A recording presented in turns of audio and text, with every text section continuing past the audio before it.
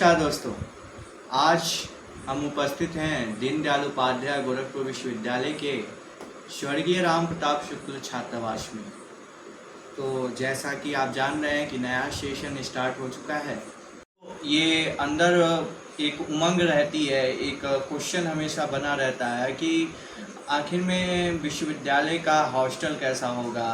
तो आज हम स्वर्गीय राम प्रताप शुक्ल छात्रावास के कमरा नंबर 204 में बैठे हुए हैं और हमारे साथ में हैं हॉस्टल के एक छात्र जिनका नाम है रिपुसुधन राय जी।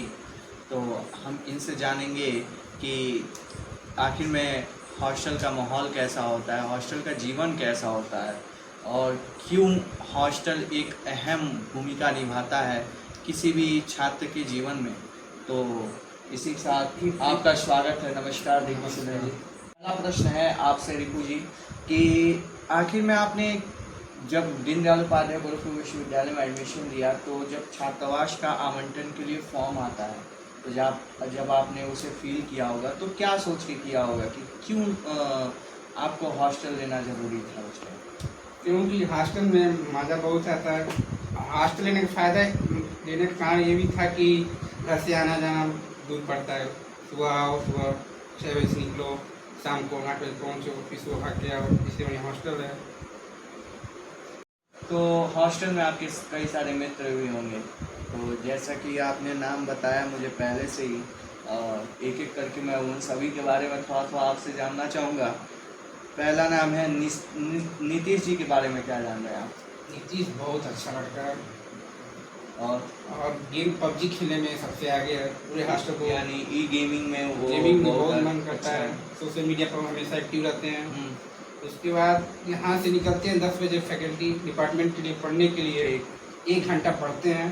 तो वहाँ से निकलते हैं, पार्क में जाते हैं। मात्र 1 ही घंटा? बस मात्र 1 घंटा, बस अटेंडेंस के लिए। वाह। एक सर है आपके PT सर, बस उन्हीं को क्लास के लिए जाता है। उसके बाद सीधे पार्क में निकलेगा, शाम तक पार्क में रहेगा। पार्क में और किसके साथ रहते हैं वो? अकेले नहीं जानते क्योंकि मेरा ब्रांच अलग है। शाम तक पार्क में, फिर शाम को जब आएगा हॉस्टल में फिर 2 घंटा सोएगा। 2 घंटा सोने के बाद पीछे जाएगा, हॉस्टल पीछे जाएगा, चाय पी के आएगा, फिर सोएगा, फिर खाना बनाएगा, फिर रात को PUBG खेलेगा। और फिर रात को 12 बजे से लेकर सुबह 6 बजे तक पढ़ता है। 12 बजे से लेकर 6 बजे तक पढ़ते हैं? 6 बजे तक पढ़ता है। 6 बजे के बाद जिम जाता है। जिम भी जाते हैं? सोते कब रहेंगे? ये जब बीच में आते हैं मात्र 2-3 घंटे? शाम को जब आते हैं तो सोते हैं 2-3 घंटा। देख हमारे दर्शकों, आप लोग देख सकते हैं कि स्वर्गीय राम प्रताप शुक्ल छात्रावास के जो बच्चे हैं या फिर यहाँ को किसी भी छात्रावास के बच्चे हैं वो कितना स्ट्रगल वाला ज़िंदगी जी रहे हैं। भले से दिन में रात के 12 बजे से 6 बजे तक पढ़ना, उसके बाद फिर जिम को जाना, फिर यूनिवर्सिटी से फिर पार्क भी जाना, पार्क के बाद फिर अपना आके तब सोना, जो 3-4 घंटे बस सोना। ये बहुत बड़ी बात है। अपने जीवन को भी एक टाइम देना और उसी के साथ साथ पढ़ाई को भी टाइम देना, ये छात्रावास के बच्चे ही बता सकते हैं और इसे करके दिखा भी सकते हैं। तो दूसरा और कुछ बताना चाहेंगे आप नीतीश जी के बारे में? नीतीश खाना बहुत अच्छा बनाता है। अच्छा, ये तो लगभग हर हॉस्टल में रहने वाले बच्चे की एक पुरानी कहानी होती है कि वो बहुत अच्छा खाना बनाते हैं, क्योंकि एक लाइफ होता है वही कि वो सीख जाते हैं खाना बनाना। चाय बनाता है, उसमें चीनी नहीं डालता है। ये तो अच्छी बात है। चीनी चाय पिलाता है। ये तो अच्छी बात है। ये अपने मित्रों का, अपना भी सेहत का ध्यान रखते हैं। दोस्त का शुगर ना हो, हाँ, उसका बहुत ध्यान रखता है। इस बात का ध्यान रखना। चलिए, दूसरा नाम है अमरदीप जी। अमरदीप जी के बारे में क्या कहना चाहेंगे आप? अमरदीप बहुत अच्छा लड़का है। किसी को जीना बहुत आता है। दिन भर में कम से कम 2 से 3 बार नहाता है। और उसको जब 4 लोग के बीच में जब बैठता हो और उसको कोई कुछ बोलता है तो तुरंत झिया जाता है। अकेले में उसको समझाएंगे समझ जाएगा, लेकिन जब 4 लोग के बीच में समझाएंगे तो गुस्सा हो जाएगा।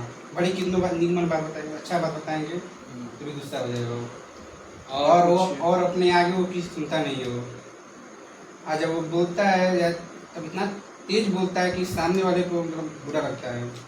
अमरदीप जी के बारे में जो अभी तक बताया वो कुछ खराब ही बताए हैं, वो उनके अंदर अच्छाई भी तो होगी, तो क्या है वो अच्छा? अमरदीप एक रॉयल बंदा है। ठीक, उसके बाद वो जिसको दोस्त मानता है उसको बढ़िया दोस्त मानता है, और जिससे नहीं मानता नहीं बनता है। जिससे उसका बनता है बढ़िया से बनाएगा, जिससे नहीं बनेगा तो इंसाफ माना करेगा। और यही बस। ये तो एक रॉयल आदमी की पहचान है। चलिए तीसरा नाम हम हमारे जो डायरी में लिखा हुआ है आपके दोस्तों में से, तो अंकित जी का नाम है इसमें दर्ज है। और अंकित जी आपके, चूँकि मुझे जैसे पता चला है कि आपके रूम पार्टनर भी हैं, तो आप उनके बारे में क्या कहना चाहेंगे, वो कैसे बंदे हैं? अंकित को हम लोग प्यार से छोटा डॉन बोलते हैं। वह एक पढ़ाकू बंदा है। जब वो मोटिवेशनल वीडियो देखता है तो कम से 2 घंटा पढ़ेगा, फिर सो जाएगा। कॉलेज में जब टाइम से पहुंच जाता है, लेकिन बहुत डरपोक बंदा है वो। बात बात में हम लोग डर जाता है, टेंशन में आ जाता है। टेंशन में आ जाते हैं। चलिए अगला नाम है विशाल। विशाल के बारे में आप क्या कहना चाहेंगे? साल को हम लोग डॉन बोलते हैं। बहुत दूर से आया है, बहुत मेहनत करता है, संघर्ष करता कहाँ का है? वो मिर्जापुर से गोरखपुर आया है। मिर्जापुर, यहाँ के मुन्ना भैया। मुन्ना, उसको प्यार से हम लोग मुन्ना भैया भी बोलते अच्छा, हैं। इसीलिए आप लोग डॉन से कहते हैं। डॉन इसलिए करते हैं। बहुत बहुत मेहनत करता है, संघर्ष करता है जी। सुबह उठता है तो हम लाइब्रेरी चला जाता है, टिफिन करता है, टिफिन में लाइब्रेरी निकल जाएगा, लाइब्रेरी से आएगा, फिर उसके बाद वहाँ किसी से मतलब नहीं रहता है वो, बस अपने काम से काम मतलब रखता है वो। मेरे डायरी में 5वां नाम आयुष राव जी का दिख रहा है, तो आप इनके बारे में क्या कहना चाहेंगे? पहली बात, आयुष पहले वो कानपुर यूनिवर्सिटी में पढ़ता था, 1 साल पढ़ा, उसके बाद फिर DDU का एंट्रेंस एग्जाम दिया, फिर यहाँ पर आया। यहाँ पर वो हफ्ता में 2 दिन क्लास करता है, 4 दिन घर चला जाता है। क्यों, ऐसा क्यों? 4 दिन घर जाने का क्या कारण? क्योंकि उसे ना कपड़ा धोना पसंद है, ना कोई काम करना उसे पसंद है। घर पर जाता है आराम से, मम्मी सब काम कर देती हैं, इसीलिए चला जाता है वो।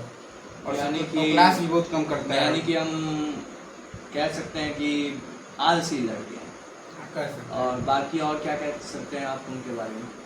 और आयुष के बारे में भी बहुत, जो भी बात बोलता है बड़ा सोच समझ के बोलता है।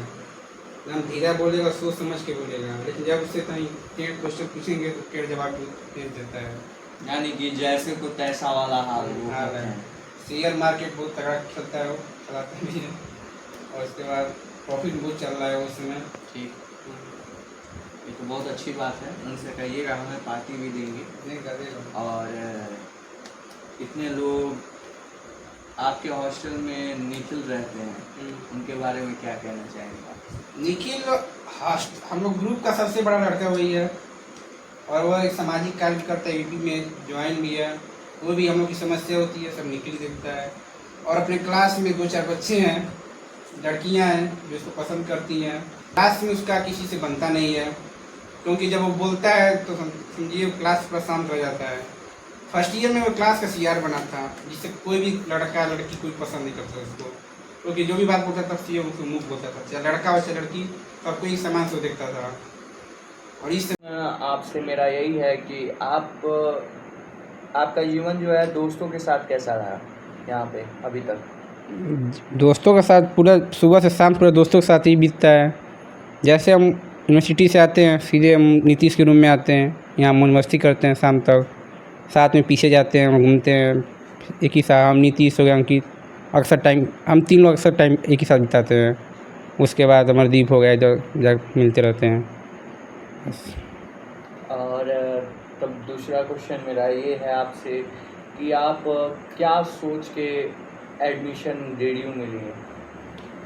पहला तो सुनने में आया था गोरखपुर विश्वविद्यालय है बढ़िया, दीनदयाल उपाध्याय का बढ़िया विश्वविद्यालय है। फिर यहाँ बीटेक के लिए कोर्स इंट्रेंस एग्ज़ाम दिए थे, क्लियर हुआ, उसके बाद एडमिशन हो गया। तो अब कहें जो भी होगा अच्छा ही होगा।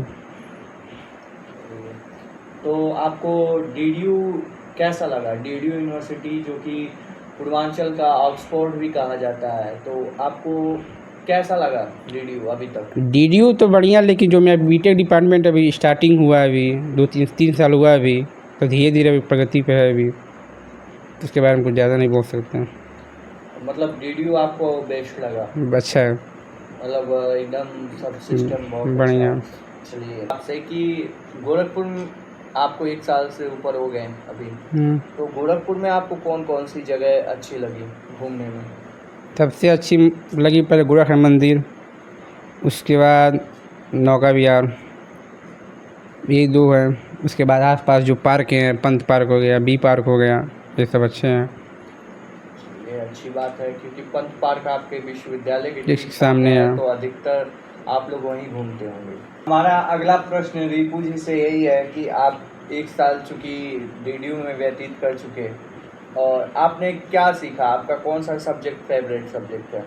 प्रेजेंट टाइम में मैं अभी लैंग्वेज कंप्यूटर लैंग्वेज सीख रहे हैं, सी ख़त्म हो गया है, C++ सीख रहे हैं और साथ में DSC भी कर रहे हैं।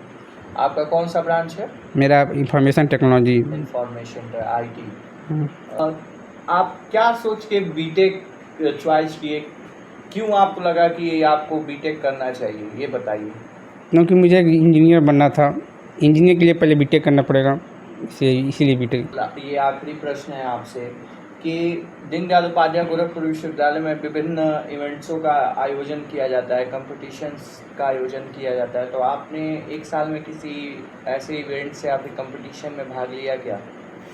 हमारे डिपार्टमेंट में स्पोर्ट हुआ था, स्पोर्ट इवेंट हुआ था जिसमें मैंने क्रिकेट में भाग लिया था, बैडमिंटन में भाग लिया था, रस्सा हॉस्टल में जब इवेंट स्पोर्ट हुआ था इसमें रस्सा कसी में भाग लिए थे, बैडमिंटन में भाग लिए थे, कैरम बोर्ड में भाग लिए थे और हम लोग क्रिकेट में जीते भी थे और बैडमिंटन हमारी टीम भी जीती, रस्सा कसी भी हम लोग जीते। यानी कि हम कहें कि आपने 4 में पार्टिसिपेट किया और उसमें से 3 आपने जीते, तो ये तो बहुत अच्छी बात है और हम आपके उज्जवल भविष्य की कामना करते हैं और आप ही की नहीं समस्त डीडीयू में पढ़ने वाले समस्त छात्रों के उज्जवल भविष्य की कामना करते हैं और भगवान से निवेदन करते हैं कि आप लोग स्वस्थ और सुंदर और हमेशा यंग बने रहें जीवन की इस भागदौड़ में। तो सभी को जय हिंद, जय भारत। नमस्कार रिपू जी, आपको भी नमस्कार, जय श्री राम।